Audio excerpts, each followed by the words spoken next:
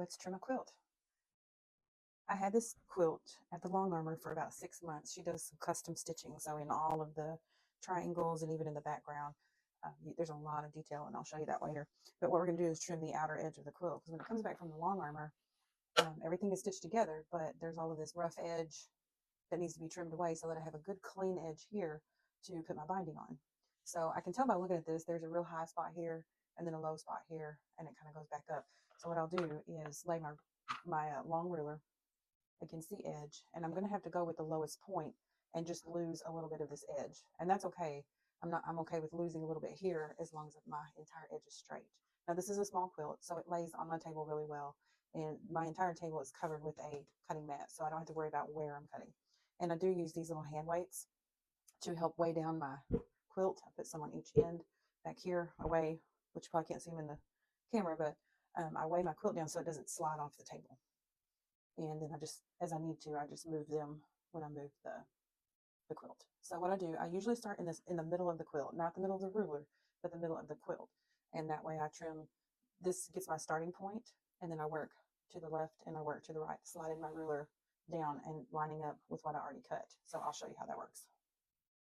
So what I'm looking for here is this low point. I want the edge of my ruler to hit that low point, but I want it to be pretty straight. So I am watching these lines here with these pieces that are already, the orange pieces that are in there.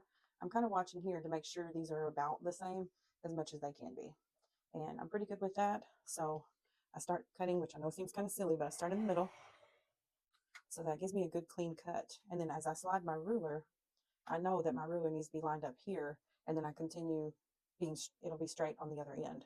And I'll do the same thing, leave part of the ruler here where I cut straight, and then cut off this edge, slide it down, and cut more. So I'll show you how that goes. So I'm watching right here, and I'm cutting right here. And then I have a nice clean cut here.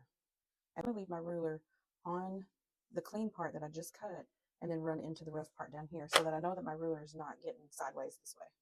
So make sure it's lined up here. And then I'm still cutting off the edge of the fabric here.